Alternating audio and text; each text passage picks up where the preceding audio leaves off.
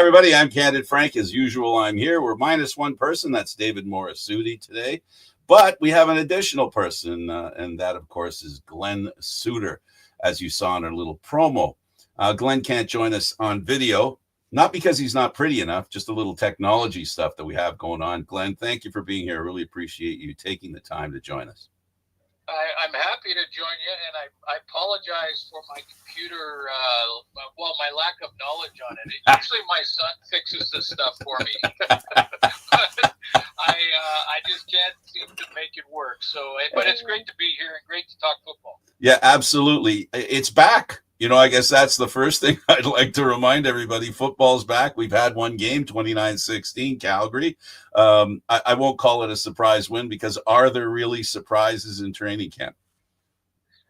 I think the surprise would be when a young guy that no one really knows about or knows a lot about makes the team. But as far as the actual score of the preseason game or preseason games, none of that really matters that much. It really doesn't. I mean, obviously not in the standings, but it certainly doesn't to the coaches. What they want to see is the young guys under fire at this level. And, because whether they're coming from college or from the States, maybe a former NFL player, there's a nuance to our game that they have to figure out, and they have to do it quickly. And if they can't, coaches just can't take the risk of keeping a guy around a long time. The rosters are too small. So the surprise would be when a young guy that nobody knows makes it and makes the starting lineup. And when you look at the score, Vernon Adams for Calgary didn't even put pads on, and Nathan Rourke for BC played 4 plays, and they were all handoffs. So you can't really judge both offenses when both starting quarterbacks didn't even play. Well, that's to be. I think that's normal. Some people even suggest the exhibition season for the teams, the actual teams, begins when the season starts. These ones here are just figuring out who they can put on the field, which is why they concentrate, I guess, on all these players that they don't really know.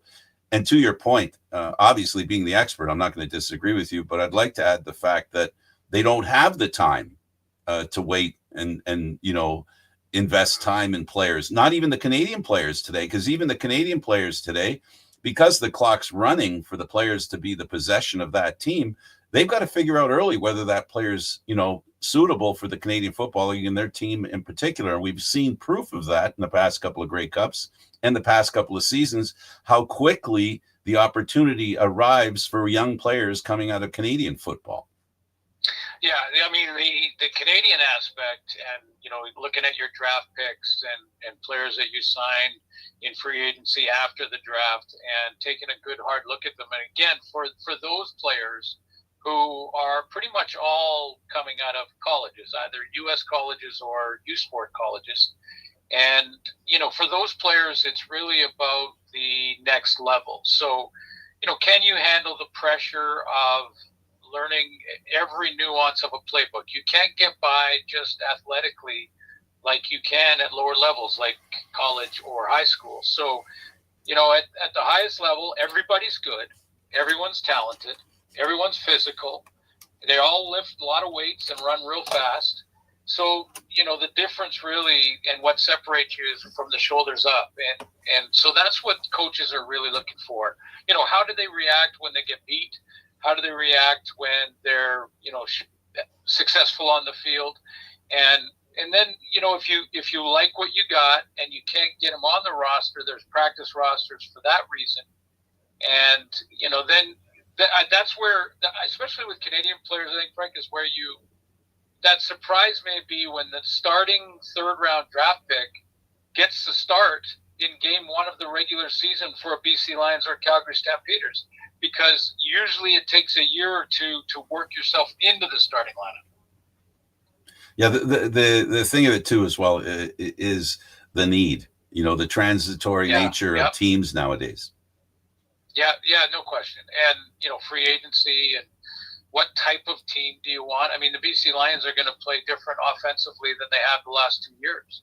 And Jordan Maksimic was their offensive coordinator, and he is now in Edmonton. So, Now it will be Buck Pierce who comes over from the Winnipeg offensive scheme. So we're going to probably see in BC a lot more run-first type of offense. I mean, they had Brady Oliveira over there, still do, but Buck is now a BC Lion, and he's going to be working with Nathan Rourke. And I can guarantee you, and based on one preseason game that I went and watched over on the island firsthand, there's going to be a lot of run in the BC Lion offense, and that's something that hasn't happened over the last few years. Yeah, there's a guy on the Saskatchewan sidelines that's the example of why running can work for the BC Lions. Yeah, and you know, I've always been a fan of the balance in an offense, and that's coming from a former defensive back. I used to, you know, be very frustrated when a team had great balance. You know, they were getting 3, 4, 5 yards on first down in the run.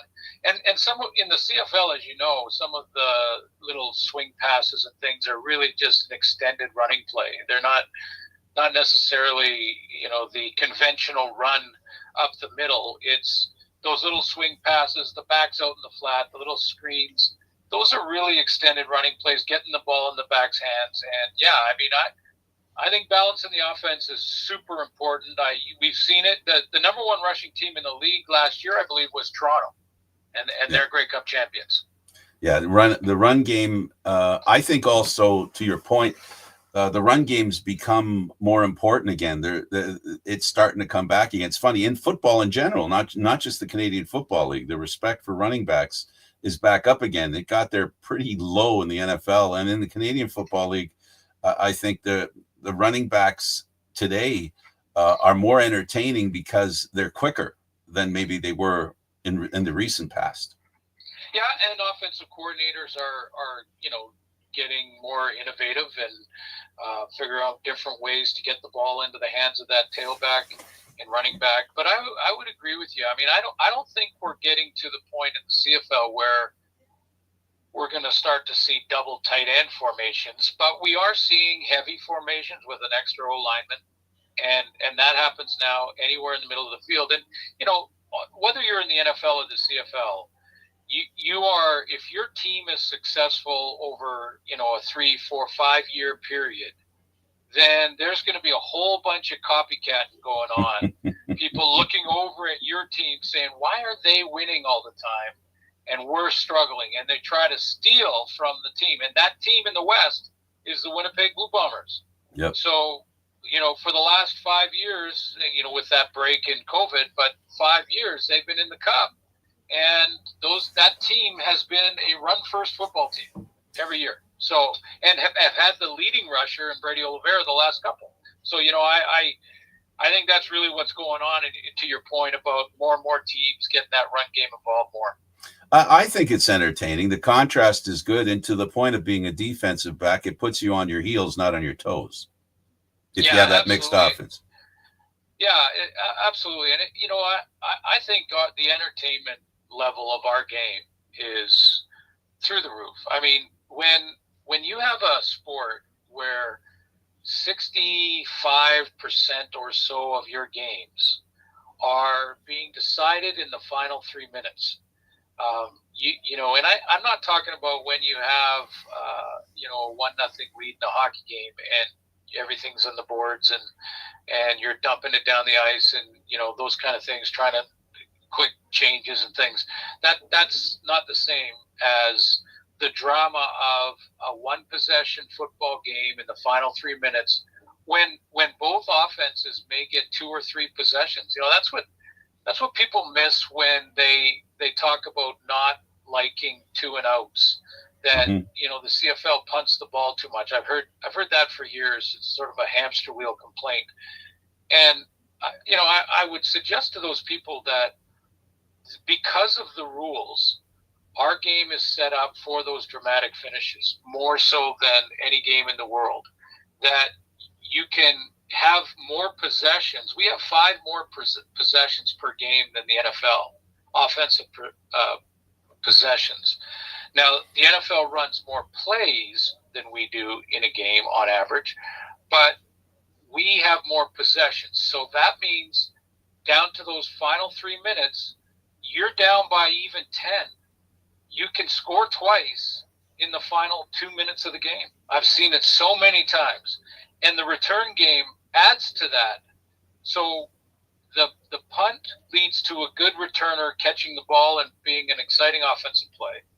And then the possessions in the final 3 minutes, because of defensive stops, adds to the drama of great finishes. And we saw a ton of them last year. Yeah, and we see it, and we've seen it recently in the Grey Cups a lot as well. And I think to accentuate your point, the point is defenses don't rule the Canadian Football League directly. I'm not saying they don't, but I'm saying they don't affect them directly. The offense has the opportunity because of the changing in hands of the ball. That gives the opposition offense a chance to do something. Whereas you can kill the clock in the NFL. You can run time and nothing happens in the last, I mean, it's different now. And in fairness to the NFL, it's changed a bit. They've become, I guess they've become aware of the way the Canadian Football League plays. And I'm convinced of that they watch what we do up here and it impacts on what they do. And they're not blinded. They can see the excitement the end of the game has, because the ball does change hands. And I think that's the key component. You're explaining, and I agree with you 100%, that the 2 and out is not a disadvantage for the game and the viewers. It's an advantage. Yeah. And it doesn't have to be. I mean, we had, again, I don't like comparing the two leagues all that much, because I think it just gets us into rabbit holes. But but I will in the fact, because I love both games. So do I. I love football, so I have no problem. I watch all the NFL, especially through the playoffs and Super Bowl. And I love it, but it's a different strategy. And what our game does is, we have 19 to 25 kick return touchdowns a year. Mm-hmm. The NFL might have a kick return touchdown once in 2 seasons, and a kick return in a game maybe once, and if not, right. So so we have that potential every time those little returners catch it. And the other thing is, it's not just the touchdowns that matter. I mean, if it's inside of 2 minutes. We have the 3-minute warning, but if it's inside of, let's say, even 2 minutes in a game and you're down by 6 or down by 7, your returner, you get a 2 and out from your defense. They have to punt. You get a big return of 25 yards to midfield from your little returner, and who can fly and is exciting. And now your offense is working on half the field with 2 minutes to go. And that sets up those type of rules in the wide field and returners and their speed. That sets up these great finishes. Yeah, the game. Fortunately, and if I can throw a little love towards our former commissioner Ambrosi. I know. I'm not here to criticize him, because now that he's gone, there's no reason to criticize him. Now you just look back and say to yourself, what did he do that was really good? And what he did was his administration ensured that the rules made the game better. And I really, Glenn, I really believe that's the case. He's done he did an awesome job. Our rules, the people that makes the decision on rules, are doing a really good job in making our game interesting. I know a lot of people don't like some of the rules, but I do believe, for the most part, the rules have improved the game, and the game has improved. Anybody who's watching the CFL 5 years ago and comes back, they're going to see something different. It's going to look different to them, don't you think? Yeah, I mean, some of the things are subtle, but they make a big difference. Like even when Randy Ambrosi moved the hash marks in and made them closer, more balanced field, so the offense had a better chance of,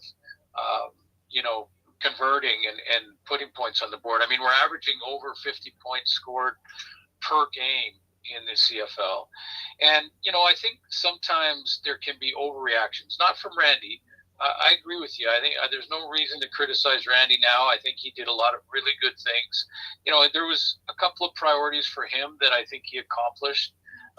One was to continue to push player safety, and he signed was part of getting signed a long-term players agreement. That was unprecedented.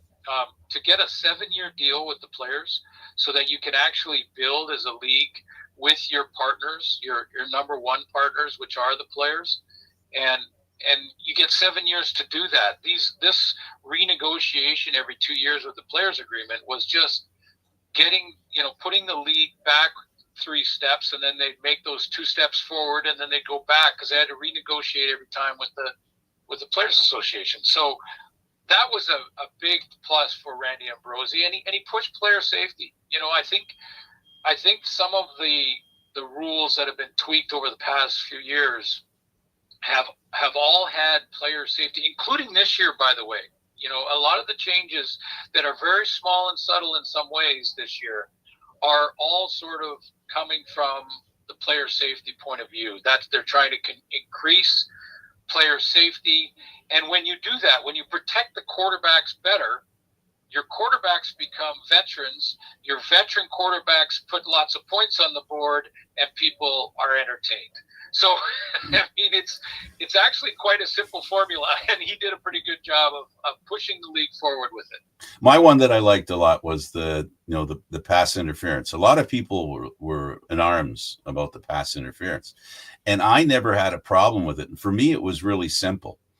We were then now in the position where we had to look for athletic defensive backs. We had to look for guys that were game breakers. We had to look for guys that were better than receivers almost. And I think I was right, and I'm glad that they did it, because the defensive part of the game and the defenders part of the game, the way that they've risen to the occasion, and how the talent is there to be able to withstand that new rule, or that new rule has created, I think, I don't know about you, Glenn, but I like the big play, big interception, big knockoff, than rather a guy grabbing a receiver so he can't catch the ball. It's a much better for me. It's a much better viewing experience. Yeah, you remember Kent Austin, who yes. was the head coach in Saskatchewan, head coach in Hamilton, but was a quarterback in the league for years. A former teammate of mine. I had when he was in the league, he was on the rules committee, and he had, his biggest pet peeve was that DBs were grabbing receivers, catching them at about 10 yards, and disrupting all kinds of timing from an offensive point of view. But they were basically just mugging the receivers, and it looked like a sloppy game to him. And I went back and looked. I thought, well, wait a minute, don't start making rules just for offensive point scoring. I mean, what about the whole defense wins championships kind of thing? Anyway, we had those discussions. I went back and looked at a lot of tape on it, and he was bang on right. It was looking sloppy. So they fixed that. You can make contact, but it's got to be within a yard.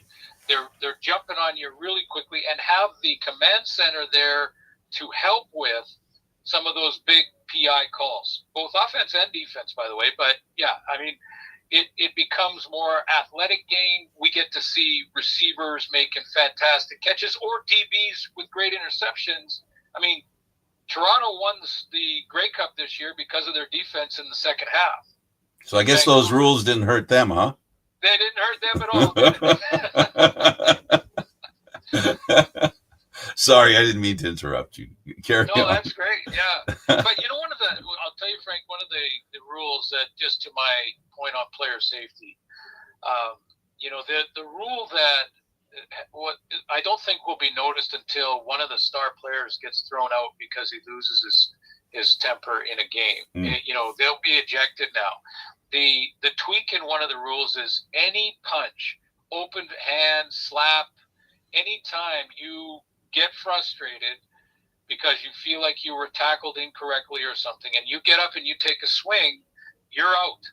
You're out automatically. And I like this rule. I mean, the hockey mentality would be, let them have their moment. No one really gets hurt anyway because they got helmets on and all that. But what we're trying to do is teach young people playing the game that football requires discipline. And it's not competitive to get up and take a swing. It's competitive to get up after you've been beat and make sure you don't get beat on the next play. That's competitive. And that discipline you show to not retaliate or not swing at somebody is crucial in teaching kids the right way, but also keeping it clean on the field. You know, these scrums that start going now, if you take a swing, there is no nuance to it. You're gone, and it's automatic ejection.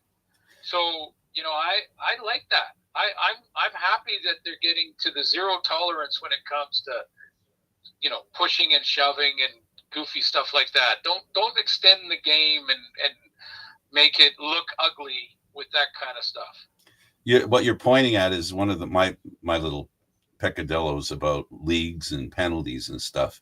I'm not a big fan of judgment calls. I like cut and dried answers, you know, and that is exactly down my wheelhouse, where it's clear. You take a swing at them. You don't bother taking a chance to see if you'll get away with it, because you can't, because you're going to get called.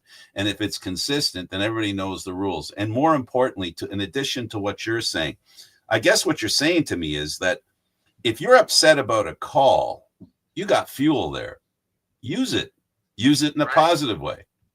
Right. Exactly. Use it, get back in the huddle, let your teammates know that you will, within the rules, the next play, anyone catches the ball in your zone is going to feel it. And, you know, that's great. You know, that competition and amping it up. You know, it's funny, and I'll make a little bit of a hockey analogy. I'm not a hockey expert by any stretch, but, you know, the playoffs have a little bit of pushing and shoving, but I've watched some playoff games this year in hockey where there's been no penalties, or one penalty in the game, one or two penalties. Like, all of a sudden, when it matters most, discipline kicks in for a lot of hockey teams. And I think it's important. It's important to be, you know, leaders in that regard. And football is a game that you should respect your opponent, be as physical as you can, and then line up the next play and do it again. Punching and swinging and scrums and bench brawls and things like that, no thank you. Don't need it. The other reason that players should keep it in mind, and this is a good message for children, it's a good message for coaches, it's a good message for players. The player that does that to you, if you're the receiver of that foul, if you will, the motive of that person is to distract you, and you punching them back or punching them because they did that is a success for them, because now they've distracted you into taking a penalty or doing something you shouldn't have done. So every in my mind, everything points to the fact that use that energy, use it in a positive way. You're being given a test, you're being tested. The way to pass the test is to beat the other player fairly, and you can. But having said that, and there's lots of time for physicality too. So don't absolutely. worry, you'll get your chance to hit them. It'll come around. You can do it legally. You can do it legally, and if that's what you're looking to do, you can do it legally, and it doesn't benefit you, the team, and it doesn't benefit the viewers as well. You're 100% right. I'm one of those guys that I come not as a player, but as a broadcaster. I rose up from minor sports and, Olympic trials. So I came from the grassroots of sports. So I have this little problem that I don't see around too much in the people that I'm around, like media types, is for me, it's always been, how will mom and dad react to that terrible hit? How will mom and dad act? Because it's always been in my head, because I called all these games with 15-year-olds, elite players, don't get me wrong. Elite players, the best, and seeing a kid lying on the ground from an illegal hit, and then look at the parents. That's an image I can't erase from my mind and never can, and it's carried me through in my view of sports. I really do believe in sportsmanship. I really do believe in fair officiating and all those things. The reason I believe in it in football, it's very important, because our game got labeled as dangerous in almost an unfair way. I'm not saying it isn't, would never suggest that to anybody in our overall community, but I will say that sometimes football gets a bum rap. And so for me, the way the rules are laid out, and anytime they can eliminate intimidation or odds on injury, from kind of play. Anytime they eliminate that for me, Glenn, I'm a happy man. Yeah, I agree. It has got a real bad rap. I think it happened when that movie came out. That was a big part of that. But the facts are often different than the perception. Absolutely. And the facts are that if you're talking about amateur sports with kids, the number one reason for kids going to emergency with a head injury is the number one sport in that regard is soccer. And, I think football would be down at 3 or 4, to be honest. So, yes, there are inherent dangers with playing a contact sport, whether it's lacrosse or hockey or football, rugby. But the benefits way outweigh the risk, because, what in society today, and this is just an opinion, I see a real lack of accountability, a real lack of discipline and self-awareness, and all of those things you are forced to learn and forced to understand them when you play a team sport, and especially a team sport that is physical. So that's why, it's football on either side of the border is the greatest. And by the way, we're going to have flag football in the Olympics soon, which that's is going right. to be, wow, I can't wait. Because I won't get too excited that Canada will walk away with a gold medal. I won't start making predictions just yet, but I heard, what was it, Tuesday, that the NFL has agreed to allow their players to play. I know that the talks are going on as we speak, that the CFL and the CFL Players Association are trying to figure out if we can send our pros to the Olympics in 2 years for flag football. And it's going to be exciting for the entire country. Yeah, I got on that train this year, but I just missed the opportunity. I'm a part of a legion, and I was trying to put together our local legion here. We didn't have one since the 70s, and we restarted it. And I wanted to to bring the Grey Cup to the Legion and see if I could get a bunch of teams here as sort of a demonstration thing, because it's a new Legion, flag football. I was calling it a flag football celebration with a special guest, the Grey Cup. It didn't work out. It might work out next year. I might be able to do something like that, because I'm a firm believer in the game itself, and I'm also always looking for innovations. And for me, flag football has been around for a long time. Touch football, back in the day that's what I remember was touch football. Flag football was new to me. It wasn't around, and then it came around, and it became a real interesting prospect. We also do a lacrosse show here, and now we got lacrosse going in the Olympics too. So just give a little plug to our National Lacrosse League show. So we understand the importance of the Olympics. Yeah, love it. I mean, whenever we play internationally, whether it's hockey or soccer, whatever it is, the entire country is engaged. I mean, sports fans in the country, and we're talking from coast to coast. And football is never, because football is hard to play in 2 weeks. Like, you can't play a full tournament in 2 weeks in contact football. You just have to. You can't play 2 days later. So that's been the hurdle, that football, trying to get that onto the international stage, has been difficult.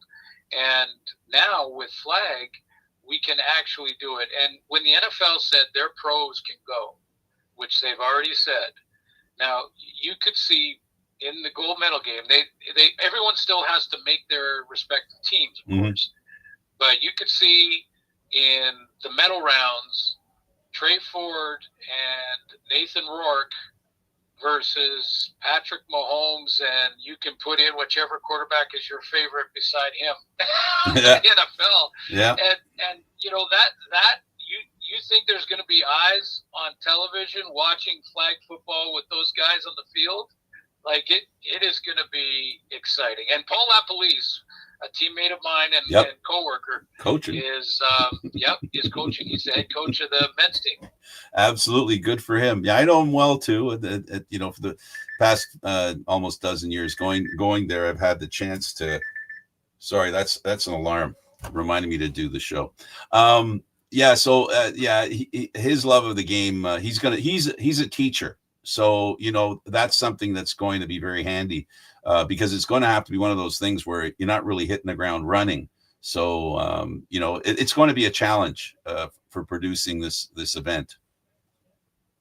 Well, for sure, and you've got to qualify, and you've got to win, and you've got to find, in some cases, a different style of athlete. I wouldn't say that you have to go too crazy when it comes to the quarterback position, because we have two. I mean, I start to think about Patrick Mahomes and Trey Ford, and when you think about flag, you remember last year when Trey Ford started for Edmonton a few games, and before he got hurt. Before he got hurt, and I think he was in Calgary, and he dropped back and made, I would say it was 10 of the 12 defenders for the Calgary Stampeders miss. Like he dropped back, he lost 20, 25 yards, he swirled around, he made a miss, and none of those defenders were even touching him. It wasn't like he was breaking tackles. He wasn't getting touched. So now put a pair of flags on him and see if you can get your hands on one of those flags. I don't care how good of an athlete you are. That's going to be tough. So, man, I'm pumped about it. I think Lapo's a great choice for head coach. It also engages more women to get fired up about our sports, because we're going to have a good women's flag team too in the Olympics. Yeah, I'm in Northern Ontario, where the flag football game is really starting to pick up here. There's a real interest in it. It's starting to really pick up steam, and good for it. All the better. Like I said, I had my ear to the ground, hoping to do it up here, but it's just a little too soon to do something like that for our organization and for the people immediately around us. Well, there's the thing about the Olympics, and the one thing I'd like to add about that, and I think it's really, really important, that anything that brings people's minds to the Canadian Football League, which that will do, is great. But even more importantly, bringing that funny shaped ball to the world will be very interesting, because there is not a sport that's played, well, you can call rugby if you want, but there's not a ball used the way a football is tossed around that isn't round. It's a funny shaped ball, and in the world, it's going to be an interesting reaction for people in the world. Yeah, I agree. It's exposure. I went over to Vancouver Island a couple days ago to see the preseason game, and real small town in Langford on Vancouver Island. That's where Nathan Rourke grew up, so that's why he played a couple of plays. But you go over there, was a small, like 7,000 or 8,000 people in the stands. But I walked around and talked to the president of the Lions, and I said, do you guys lose money doing this? And he said no, because the local cities get involved. That's right. And they help with it, and they make it a real nice event for their community. And then I said, how many people do you think in this stands here, the 7,000, 8,000 people? And by the way, tons of kids. How many are seeing their first CFL action, do you think? And he said probably 70%. So, it's like they can't make the trip over to Vancouver, or at least they haven't thought they wanted to yet. And then they expose their kids to the game. Those kids are excited. Vernon Adams wasn't dressed for Calgary, but he played catch with kids in warm-up for probably 30 minutes. They were on the other side of the fence by the stands, and he just threw it over the little walkway rail and played catch with these kids. I mean, they're never going to forget that. And that's what the flag football will do when it's on TV. When it's on TV, and our guys from the CFL or guys that are Canadian that are playing in the NFL now, or guys that are playing flag football now that make the team, because there's some really good flag football players that don't play tackle football that will probably make that team. So, when they put on the Maple Leaf, and they are Team Canada, and now people are going, young kids specifically are looking at it going, wow, this game looks really cool. and then they go to their dad. This is the Disney model. Can I have a Buzz Lightyear dad? No kidding. Or can I go and get a football dad? Can you buy me a football? And dad, you know what dad says, especially in today's economic climate? Dad says, absolutely. If that's all I got to buy, that's not bad. I can spend the $50 or whatever it is for a football. T-shirt, shorts, and a couple of strips of material. Exactly. You go and you get a couple of flags that you can make yourself. You go get your buddies together, and that's all it costs. It doesn't cost tons of money for rinks and pads and everything else you Absolutely. need. So, yeah, I think that when it gets on TV in the Olympics, that exposure will just increase the enthusiasm for football in general, both sides of the border. Absolutely. And all it needs to do is, get some attention and let the game do the rest, because the game will do the rest. It's not a question of, okay, they don't have pads on, they're not hitting each other, but the athletic ability that you get to display catching a football because of the oddity of the ball. You know what I mean? That's the part that I love the most. It's the football. It's because it doesn't look like anything else. And I think it's odd enough that when the people who played it their whole lives play it and show us what they can do with that ball, it's awesome. And the simple test of whether you can catch a ball or not, and the beauty of the catch. I can't believe people aren't going to enjoy it and be surprised. And this goes to the football fans that we have already, Glenn. I think you're going to see a lot of football fans are going to say, wow, okay, that's different. And that inner, like I'm looking forward to watching and finding out how much of my love of the game that we have now and how it relates to the game that we'll be watching in the Olympics. I'm looking forward to that. Yeah, I am too. And I'm also a proud Canadian and very patriotic, as most Canadians are right now specifically, but I have been forever. And as you know, and if you've heard me call a game, you know that too. Absolutely. And I am just, it's good timing for Canadian athletes, Canadian football players. I mean, when the leading rusher in the league, now it's a different type of athlete flag, so don't get me wrong, but the leading rusher in the league, Canadian, leading receiver in the league, Canadian. Pretty soon, I believe the leading quarterback, the all-star CFL quarterback in the CFL is going to be a Canadian, and it might be this year. The odds of it are pointing in that direction. We're seeing, and Glenn, this is this is another thing that I'm not going to give Randy credit. I'm not going to take credit away from him. But as you know, since I've been on the sidelines reporting, going back 15 years, I remember when the idea of bringing young quarterbacks to work with the pro teams at their camps. I remember that.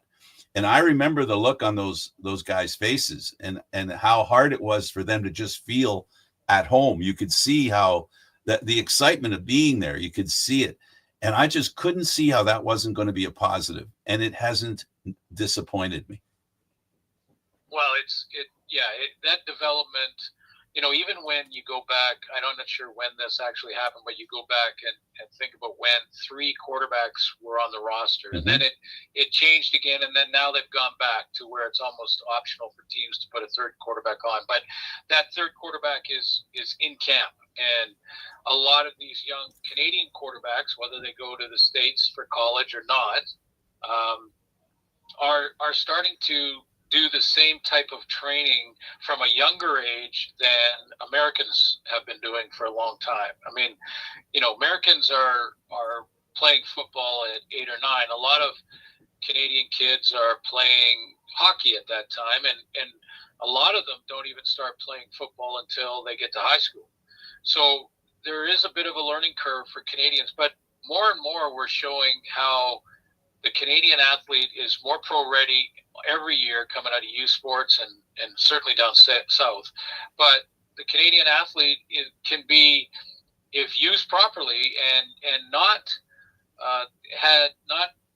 facing any sort of reverse bias that, well, you're not from Oklahoma, so you can't be as good as this guy.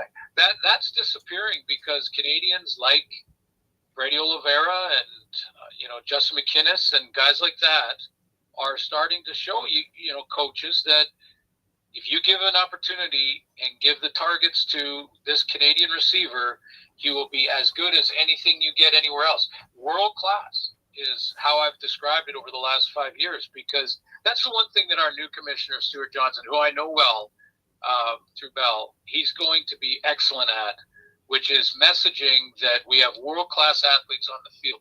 And when flag football comes around, you're going to see that level of competition and that level of excellence from Canadian athletes that is equal to or better than anyone in the world.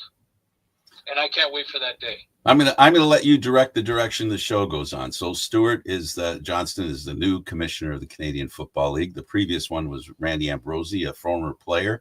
We've discussed earlier that he was interested in rules and of course this the CFLPA.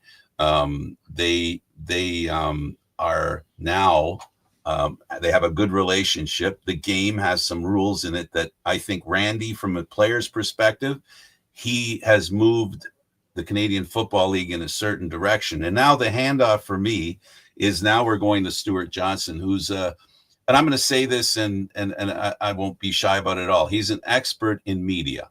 He is a guy that's been in the media for a long time. He's a guy who's reached the pinnacle in media. The hope now is, I think, with the Canadian Football League, that he handles that part of the game. What do you think of that opinion on my part?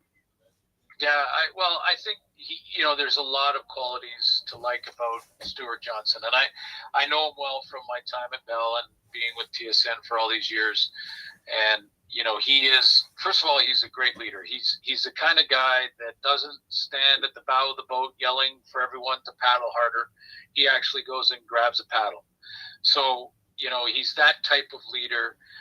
I think maybe one of the real strengths is his knowledge of the football contracts with television, the rights fees, the different streaming platforms. All of that knowledge on his resume is going to be crucial in the next deal. That comes up in 2 years, and that may have a lot of different elements to it. Not just TSN. I know TSN would love to get it back, and that'll probably be first right of refusal. I'm not in those meetings, so I don't know. Don't quote me on that, but I know that TSN wants to continue on beyond the next 2 years, and he understands that landscape big time. But maybe most importantly, Frank, and this has been a little frustrating for me over the last 15 to 20 years. We just need the messaging, the correct narrative. The not manufactured and not fake or created, but just what it is, and to understand and be proud of what we have in our own backyard that's affordable to fans and families, real exciting in the greatest game on the planet. And we have world-class athletes playing it, and we have for years and years. Our game has never been broken. It's always needed tweaks here and there, and you and I both know that there has been, different levels of issues and things that the league has had to figure out. And the rules have needed to be tweaked at times. But the foundation of it has always been fantastic. It's been fantastic sport, and entertainment value has been there. But we haven't messaged that properly. At times, even from the league's office or TSN or some of the guys that you would think we should know better, even we're not getting it right at times. And this new start with Stuart Johnson, he understands the importance of messaging. There you go. I always make the analogy that there's been times that Coca-Cola and Pepsi are in competition. And there have been times that we are trying to sell Coca-Cola, but we walk into a business or talk to a consumer and we say, hey, I really like Pepsi. So if you like Pepsi, then go ahead. They do a lot of really good things, and Pepsi has a lot of money in their company, and I'm going, wait a minute, aren't you a Coca-Cola rep? why are you selling Pepsi to this? Well, I'm not selling it. I'm just telling the truth. Pepsi is bigger than us, so I'm telling the truth. And I would say to that salesman, okay, maybe it is the truth, but you don't need to bring that up to the customer. What you need to do to the customer is give me the reasons why I will like Coca-Cola.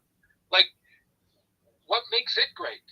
Forget about the money and how much they make and whatever. Who cares? There's a lot of dumb people that are really rich.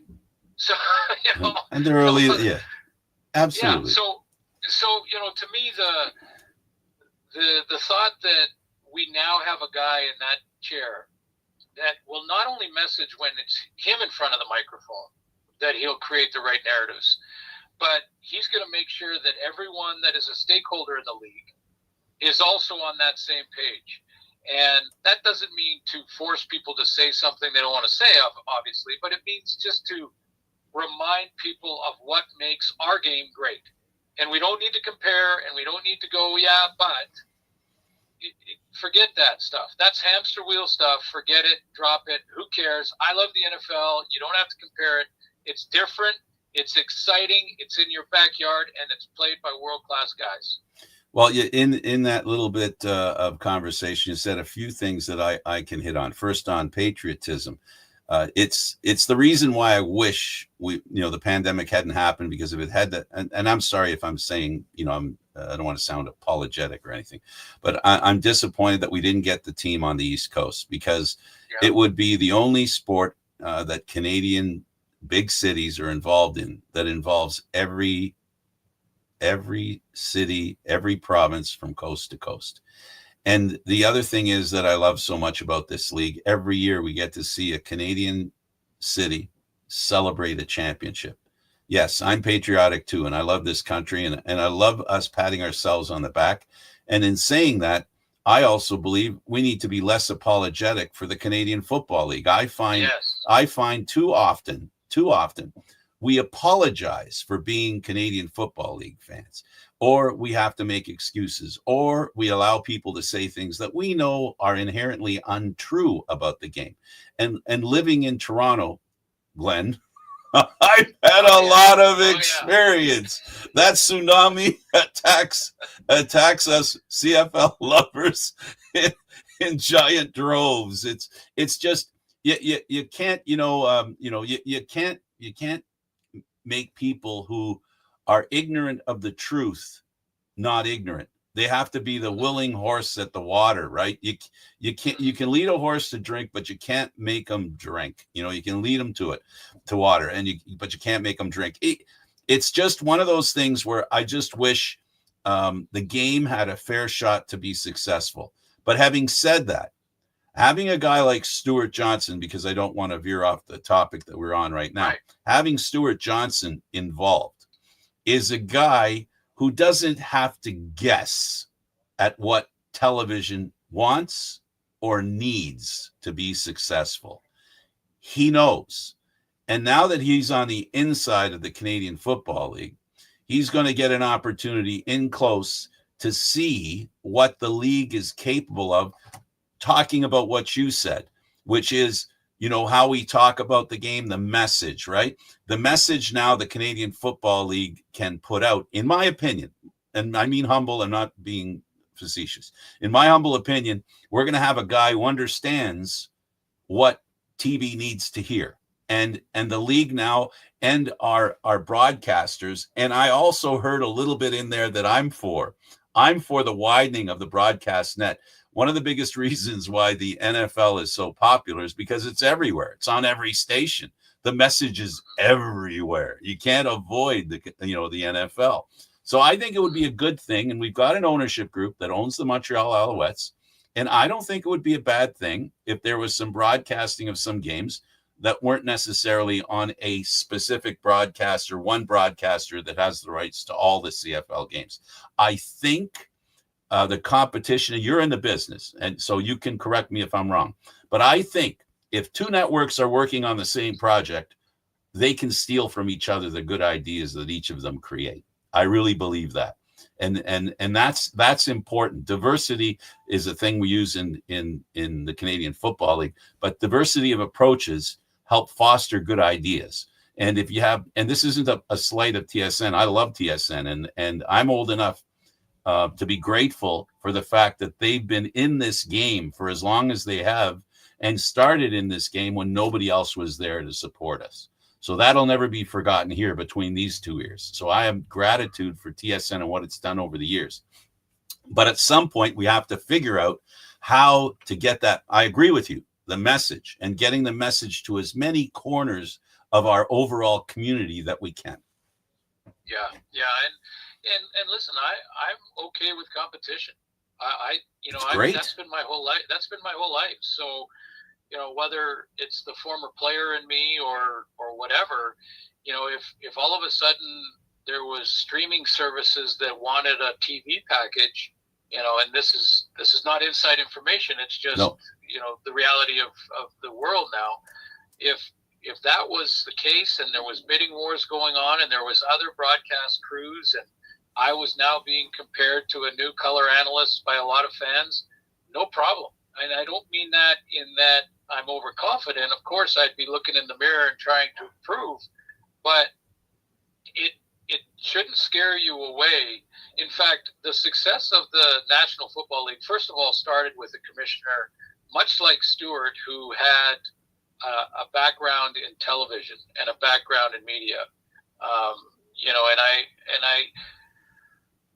I know that the competition in the NFL, in the media world and TV world, has created this $1 trillion business. It just has. I mean, when 3 or 4 different networks, and now it's even going to streaming services like Apple and Disney and all of those things, when they're now bidding for a whole, Friday night package or Thursday night package, that pushes the price of everything up. I mean, it just creates competition. And now ABC or the conventional networks, they want to come back and fight back to get their piece of the pie. And so how much is going to have to be written on that check? The NFL is a different beast. It's absolutely huge, it's just a huge, like that, and soccer in Europe, Premier League soccer in Europe are really, they're beasts in their own world and their own planet when it comes to the finance department. But there's certainly a lot of room for that competition in Canada. And I know Stuart Johnson understands that landscape very well. And that's one of the reasons I'm sure he was hired as commissioner, and he'll be great. He'll be excellent at it. And again, I'd like to really emphasize from a personal point of view that Stuart Johnson is a good human being. I mean, he's in it for the right reasons. He loves the league. He's a great leader, and he knows how to message. And I love that. He knows how to sell and remind folks of what makes our game great. And come and check us out, because you'll see it really quickly. And also, it leaves you with some very amazing memories, whether you're a child. For me, it was watching with my grandmother, and she couldn't speak English, but she loved the Canadian Football League. She loved the Grey Cup. And the way it was messaged, the way it was presented, was also part of the reason, because it was a party. And that's the best thing that I can say. I guess the best thing I should say, the best thing I can say is I pray and hope someday people like me aren't necessary. I wish that there was an opportunity for the media, the media that actually can generate capital, at the point where they generate capital, that they don't need me, a person who supports the game. And I'm not being flippant about this. I'm dead serious. If the opportunity comes for the Canadian Football League, where we end up in a situation where people learn to respect the game, appreciate the game, and fill the stadiums, I would do anything to see that. And that is even give up doing this. If it meant that the stadiums would be full, I would do it in a heartbeat. And you know why that is, Glenn? Because like every other Canadian Football League fan, and I include you in that group, and many of the people who broadcast, we love this game. We believe in this game. And the more people, shine bad lights on it, it doesn't change our impression of the league. It makes it stronger. And that's where I am with the Canadian Football League. I'll back it up forever. I'll do whatever. I got into this 13, 15 years ago now because there was nobody doing anything talking about the Argos at the time. Nobody cared, you know? And so I found something I loved doing and I felt was an important thing that I could do that made me feel good about what I'm doing. Not because I was doing it, because I learned that the Canadian Football League, the closer I got, the more I loved it. And that's where, when you talked about Vernon tossing a football over a passageway gate with children, that doesn't surprise any of us. I'm not demeaning his act. I'm just saying you could insert another 200 players in that same position in the Canadian Football League. They would do the same thing. Yeah, they would, Frank. And then anyone who argues that, you know, from a perspective that doesn't show respect for the athletes that are playing Canadian football, they're just uneducated, and they don't understand. They don't understand the game enough to know. And with those people over the years, because I've faced it many times too, I just say, listen, just come and try it, check it out. If you checked it out a long time ago and you didn't like it, try it again now, because as we've talked about already, the rules have even enhanced the game more and more. The athlete is better all the time, from both sides of the border. But, you know, I've said it many times. A 4.340 is the same. There's no tariffs. 4.340 is a 4.340, whether you're in the States or in Canada. Our guys run it. So do their guys.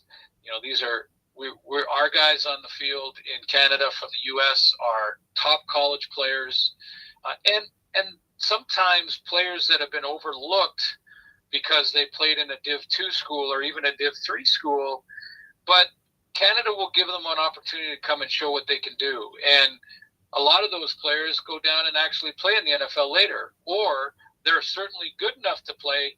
They were just overlooked. So, you know, I've faced it many times too. I don't get mad. I try to be as stoic as I possibly can and say, listen, I can't control your opinion, so I'm not going to be upset with it one way or another. But I will tell you that it comes from a uneducated point of view if you don't have respect for the athlete. The athlete on the field in the CFL, both Canadian and American and European now, or Mexican, those athletes are world class, and we'll see that on the world stage when flag football comes around. Yeah, well, I don't get mad either.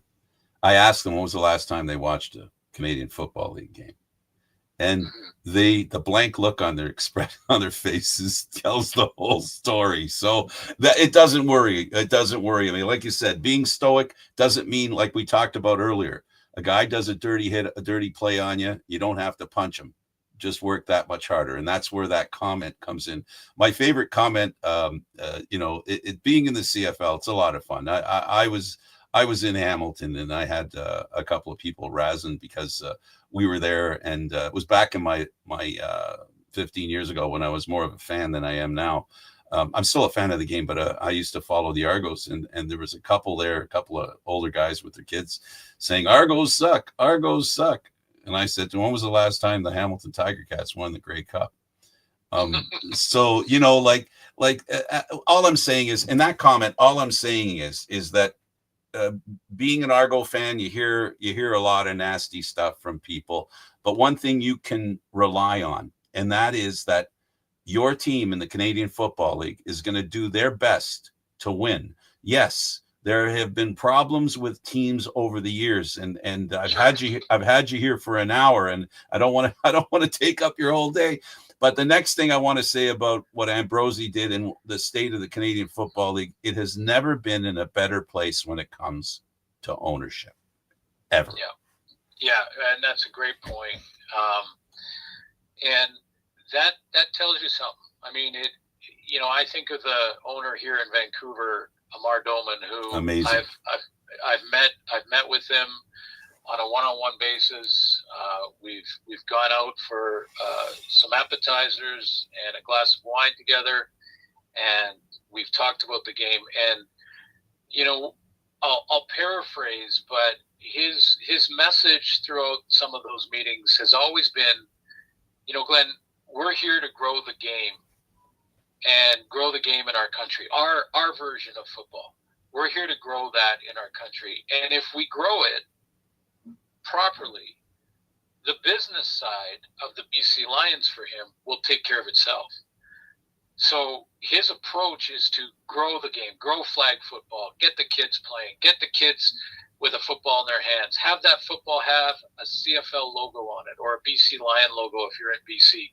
And, you know, he's committed to growing the game, knowing that his business will be fine if he grows the game. And I hate using the word grassroots because people use it and it's kind of a throwaway term, but that's what flag is, and that's what this wave is, and more kids are getting enthusiastic about it. And then he's doing things like adding a guy like Snoop Dogg to get a whole bunch of people that have not seen a BC Lions game probably ever, but they want to see this hour-and-a-half concert, so they come in before the game. Then they stay and watch, and they go, "Hey, this is fun!" Exactly. So it's just you're right about ownership. Randy Ambrosi did a good job there, just brokering all of that. Across the board, it's great ownership, better than I've ever seen in my time in the league as a player or broadcaster. And they're in it for the right reasons. I think they're in it to grow it, and I think in our lifetime, we will see that 10th team, and I hope it's in the Maritimes, but I think in our lifetime we will see a 10th team. And I really do. I'll tell everybody out there a little secret that I know. I'm not telling why or how I know, but even if one of these ownership groups dropped, there's a few more waiting in the wings, hoping to be a part of the Canadian Football League. And to me, that says everything in agreement with you, that ownership right now, we need more fans, but it's hard to get really good owners. So if we can get really good owners and make that happen, I can't see why we can't turn those good owners into more fans. And that's what I really hope. Glenn, I could stay with you here. You're not missing a plane or anything heading back to Saskatchewan? Because I never got a chance to ask David's questions. We started it. Well, let me ask so I can make sure I do this. He wants to know, should the Riders be worried about the Elks' busy off season? Do you think? Well, I think the Elks could be a very interesting team. I mean, a lot will depend on the development of Trey Ford, who I think is a superstar, and I think can just be he can be the best quarterback in the league if given the right opportunity. He's got Cody Fajardo behind him in Edmonton, and I think that experience is going to help a ton. Mark Killam is their new head coach, a real people guy, player guy first. So yeah, I think Edmonton could be very interesting, and they were much better when in the second half last year statistically. I know it didn't show up in the score all the time, but they're going to be a team to watch. Having said that, I mean, Trevor Harris and Jake Mayer. I mean, look at the quarterback situation in the league right now. Absolutely. We didn't even touch that much. That's one of my favorite topics. Go ahead. Yeah, look at it. Well, what I'll say is this. We have finally arrived at a point where the durability of quarterbacks, they last long enough to become backups. Yeah. Well, look at all the former starters, and in some cases, Grey Cup champions. Jeremiah Mazzoli, absolutely. Former starter. Cody Fajardo, former starter and champion. I mean, Nick Arbuckle now a champion. Taylor Powell has got playing time. MBT, McLeod Bethel Thompson in Montreal behind Davis Alexander. That's a veteran with tons of playing time. I mean, the experience at that position. It's never been like this. It's never been like this. Exciting. You know full well the Achilles heel of the Canadian Football League for every team is if their number one quarterback went down back in the day. Yeah, and I would say that with the way the NFL has stolen a lot of our wide open passing games, not stolen, but copycatted it a little bit. And now if they lose their starter, they're in a similar position down there. Back in the day when they were big running teams, and there's some that are still like that down there. They could lose a quarterback and the backup it wasn't the biggest deal. But now if you lose Patrick Mahomes, it's a big deal.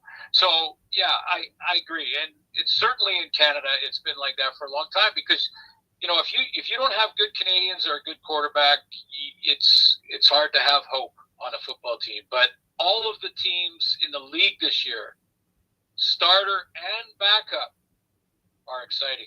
Absolutely. And when, I joke about the fact that being here in Toronto, trying to promote the Argos to fans here, both Grey Cups were won by the quarterback that didn't start. Yeah. Yeah. Exactly. Nick Arbuckle could be a starter on a lot of teams. Nick Arbuckle technically was a walk-on. Yeah. Technically, he wasn't. He had nowhere to go. He just took because he liked the Dinwiddie and because he respected Dinwiddie. He says, "Okay, I'll come. I know you have." He wasn't even the second quarterback on the team when he started. The second quarterback got hurt, and he is the third quarterback took over. So it's it's great. I am fully confident that the Canadian Football League has seen the end of I guess you can never say never, but I like to think we've seen the end of the problem of not having enough quarterbacks in the Canadian Football League. Glenn, we talked about it for years, that there wasn't people. I shouldn't put those words in your mouth. I've talked about the fact that there weren't enough quarterbacks around 10 years ago to go around the league. That problem, ownership, the quarterbacks, the Canadian content that we have in the Canadian Football League. We don't have Canadian players that are playing to just fill a roster spot. These are guys that are leading the team. This is what we're seeing. This is the beauty of the Canadian Football League. Well, leading receivers, top 10 guys. The leading receiver was McInnes. The leading rusher was Brady Oliveira. 2 years ago, the leading defensive end was Matthew Betts in Vancouver.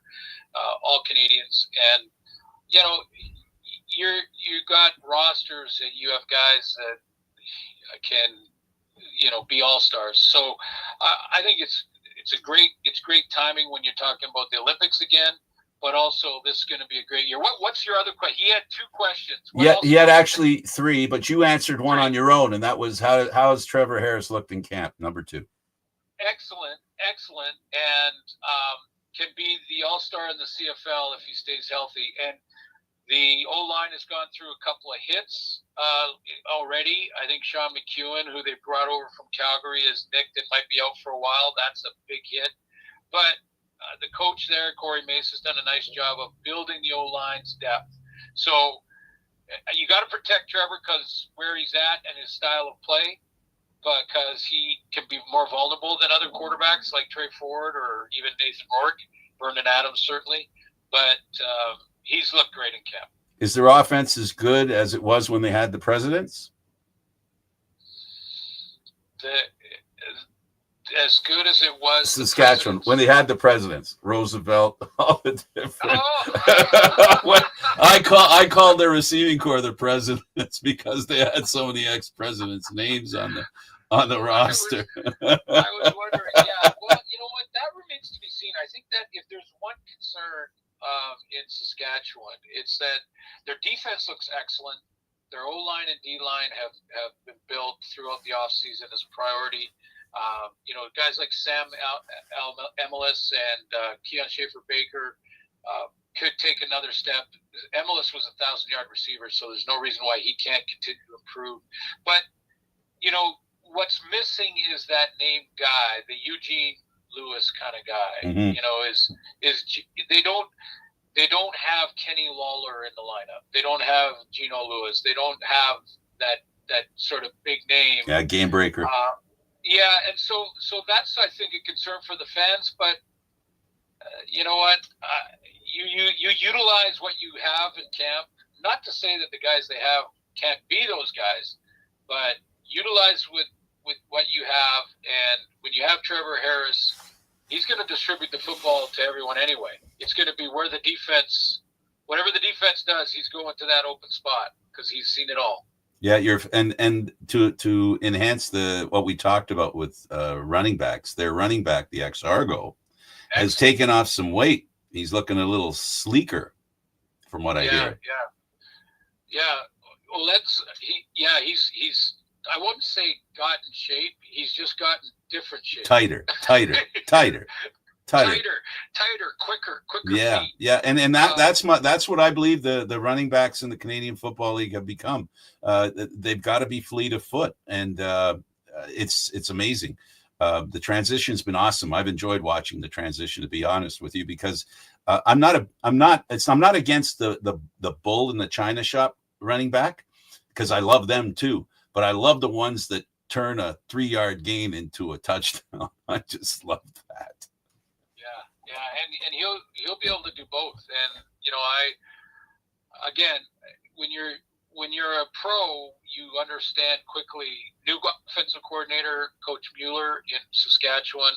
So the receivers, running backs, they have a year knowing now what the offense looks like. So they go in the offseason and say, I have to do this to be a better fit in the offense. And that's what AJ Ouellette did. And I want to go out on this little topic because it's important to me. Coaching. You alluded to earlier that, because American coaches don't really know Canadian, quarterbacks, players, they don't get as good a real shot as maybe they should. How do you feel about all these great young Canadian quarterbacks beginning to proliferate in the Canadian Football League? In a lot of ways, I say finally, and I want to make sure that people don't think that I'm disrespectful to Americans who've grown up with the game, have had great success in U.S. colleges, and come up here and play like, the Dave Dickinsons of the world and guys that have been great coaches for a long, long time. They've been great ambassadors for our league and understood it, adapted to it, and have become very successful. But it's long overdue that to fill up your roster of coaches, you look to U Sports and Canadians that have been with our game their whole life, either playing it and then coaching it at the college level or even high school level, and then bringing in those type of coaches and having them grow in your system. I think we're seeing more and more of that. We're seeing guys that, and it works both ways. So you see more of it and less of the politics. And let's be honest, Frank, there's politics. There's politics in the NFL. Always. If you're drafted in the NFL, you're on that team no matter what. There could be walk-ons that are way better than you, and you're going to make the team, and they're not, because they protect the scouting staffs, they protect their picks in the draft, and especially if you're a top-round guy, you are going nowhere, no matter whether you're good or not in that system. And there's politics up here with an American coach looking at a Canadian going, well, look, I got a choice between the guy that coached in UCLA or Alabama, or I've got a guy who coached at UBC. I'm going to go with the Alabama guy. That politics was happening a ton. And, I saw it many, many times. And then that guy from USC was a high-quality coach, but it would take him 3 years to figure out the differences. You can take a guy out of U Sports that's been in this 3-down game for a long, long time, and he's ready to adapt immediately to the speed of pro football. But he knows the nuance, he knows the rules, he knows all of that. So I don't know. I've been saying for a long time I'd love to see more Canadians. In fact, I was a big advocate of the commissioner maybe adding a ratio to coaching staff. Oh boy. We have a ratio in players, so we should have a ratio in coaching staffs. If you have 9 coaches, 3 of them have to be Canadian. I know that probably won't happen, but I think it's happening naturally. And Glenn, when you talked about planting seeds and stuff, right? The one thing that happens with football, with the Canadian Football League, a lot of the players that come up here from the U.S. don't go back. They live here. And because they live here, they begin to love the environment that's here. For whatever reason, they stay here. Well, they end up coaching locally. Like in Toronto, we have tons of former players that are coaching around Oakville, and I'm sure you know all about this. I'm probably telling you stuff you know already. You know, Burlington, big hotbeds of football in the metro. I'll call it the metro area, but don't tell them I said that because they'll be upset about that, because they're not in Toronto. But you know what I'm getting at anyway. But what I'm going to say, I'm going to add another step, and those guys end up becoming teachers of the game. They go into college football, they teach them how to do it, and then Canadian people, like the head coach that you have in Saskatchewan, he's a Canadian, right? You know, he learned the game. He learned the game playing here, and it's thanks to, I believe, as you do have in Saskatchewan, and as they have in Alberta, they have roots that get planted by former players who assist in making the game better. And the byproduct of that is Canadians get an opportunity to get firsthand lessons from people who really know the game. And then we put our little spin on it that you call the two and out game. And we put that spin on it and regurgitate some great coaches. You know, we're seeing, and you're not saying anything that isn't factual. All one has to do is look at the NBA yesterday. They named their MVP. He comes from Hamilton. Born in Hamilton. So, Canadians have athletes. We don't need to apologize for our ability at all. We have great athletes. So there should be no concern for the Canadian Football League. People, oh my goodness, I'm going on and I'm keeping you here. I guess we're kindred spirits when it comes to the Canadian game and being Canadian. When people talk about, Canadians not being good enough to play in the Canadian Football League. Shut up. I mean, really, set that aside, buddy, please. I'm not going to be stoic about that because now you're being personal and you have no clue what you're talking about. Anyway. Well, just be careful though, Frank. Don't take a swing at them because they get thrown out of the game with the new rules. I'll have to remember that. On that note, Glenn, it really was a pleasure to have you, and always enjoyed your broadcasts, and as does happen with each broadcaster, people have favorites and people have less favorites.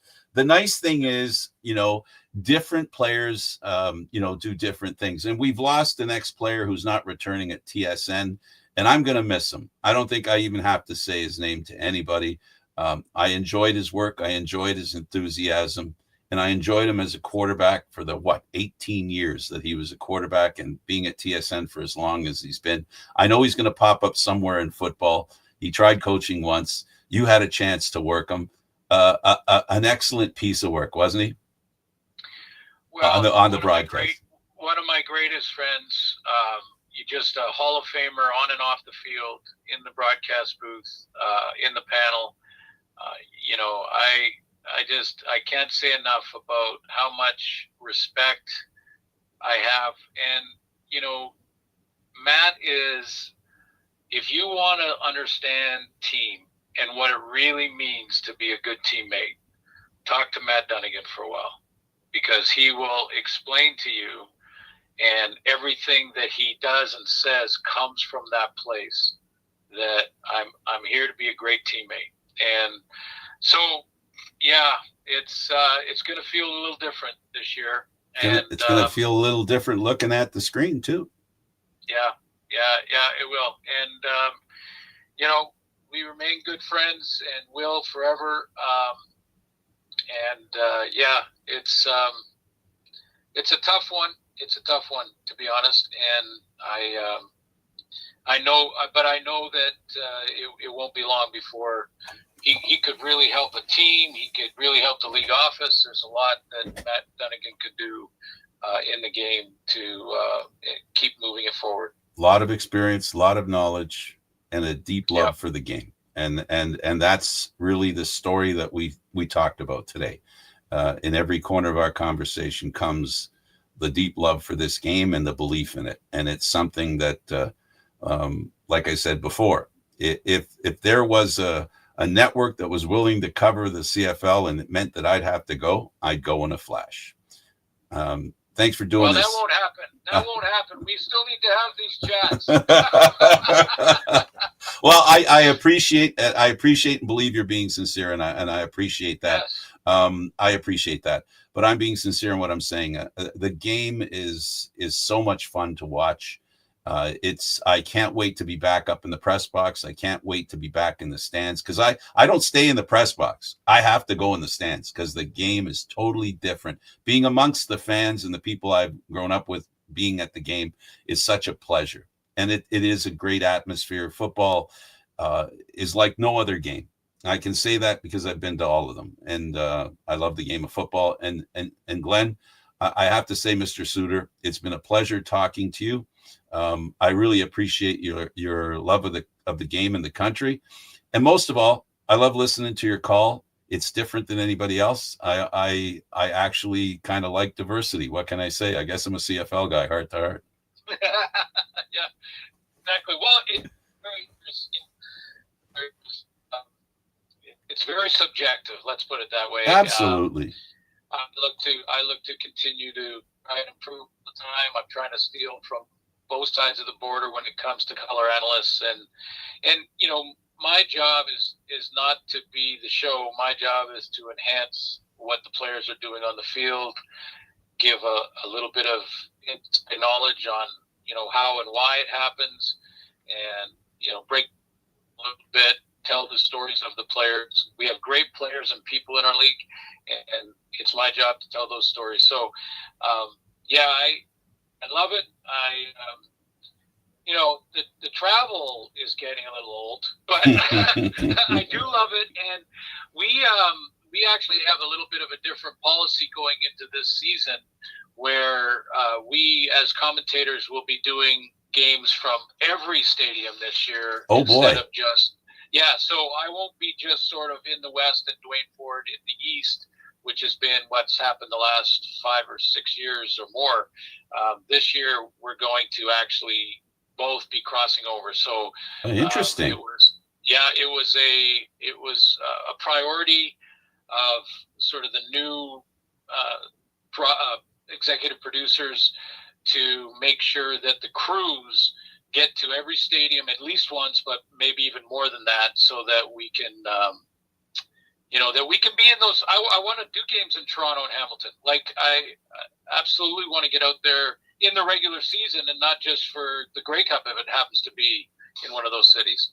Well, up until now, the only time I get to see is at the Grey Cup and in Saskatchewan. So I look forward to seeing you here in Toronto. Yeah. I'm gonna be out there. I don't have it right in front of me right now, but I definitely will be doing games in every city. So we'll definitely talk, and I appreciate you having me. And it's great when we can talk about how patriotic you are. I know. We went off. We love the game. We went off on a tangent. Oh well, the sponsors will have to talk to me later. There's no problem there, my friend. Thank you so much for doing this. Oh yeah, and I got on the phone with the guy with the deep voice that does the play-by-play, that used to be the host of the desk. Man, was he thrilled the season was starting. All he could tell me was the first 2 games. I'm going to do this game, and then, oh my goodness, the second game I'm going to do is going to be so awesome. I'm going, he feels like I feel. And apparently how you feel. I call him Big Daddy. Big Daddy Rod. And I will be kicking it off in Saskatchewan. Yeah, Rod's again, it's the CFL mentality. You guys are all, I enjoy going to the Grey Cup and talking to all of you. The on-air people are all wonderful as well. It really is a family. And thanks for sharing your thoughts here tonight. And I gotta say goodbye, or we're gonna be on here for another hour and a half. Well, thank you for having me. And, my pleasure. Anytime throughout the year, let's do it again. Oh, I'm more than glad to. We'll make sure that happens. And next time David will be here, because I know he'll be thrilled to find out we did 124 today. We never do 124. So. And Frank, I'll get my son to help me with my computer so we can be on video. Hey, there you go. There you go. There you go. That'd be great. Listen, thanks for being willing to do this in this handicapped fashion. I appreciate it, and thanks for your love of the game. Thank you, sir. All right. Okay, buddy. He's Glen Suitor. Glen Suitor, play-by-play guy for, of course, TSN and, of course, a former player. Yeah, I know he hangs around Saskatchewan a lot, but we'll forgive him for that. See you next time, folks. Thanks for joining us. Thanks for being here. We really appreciate your part in watching. We'll see you again. Don't forget Candid Frank Stanishi on YouTube. Until next time.